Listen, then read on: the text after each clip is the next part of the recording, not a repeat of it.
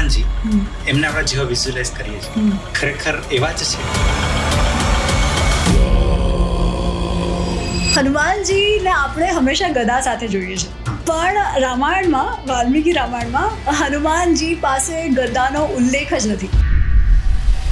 ભગવાન શ્રી રામની વાત કરીએ, આપણે એમને મર્યાદા પુરુષોત્તમ કહીએ છીએ, તો એક ક્ષત્રિય છે, વીર છે, યોદ્ધા છે. પણ જ્યારે વાલી અને સુગ્રીવનો પ્રસંગ જે છે, તો રામ ભગવાન વાલી ઉપર પાછળથી વાર ખેંચે.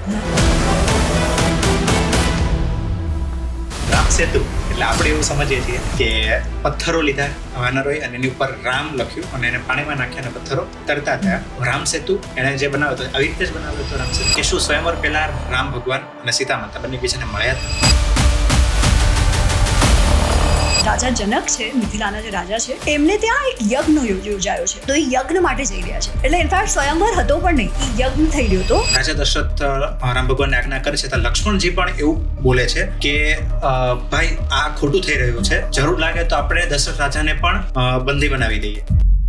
લક્ષ્મણને બહુ ક્રોધ આવે છે. ત્યારે શ્રીરામ એમને સમજાવે છે કે એમણે શા માટે વનમાં જવાના નિર્ણયનો સ્વીકાર કર્યો. શ્રીરામ કહે છે કે આ જે આખો જે પ્રસંગ રચાઈ રહ્યો છે ને, એમાં ક્યાંક ને ક્યાંક મને હાથ દેખાય છે.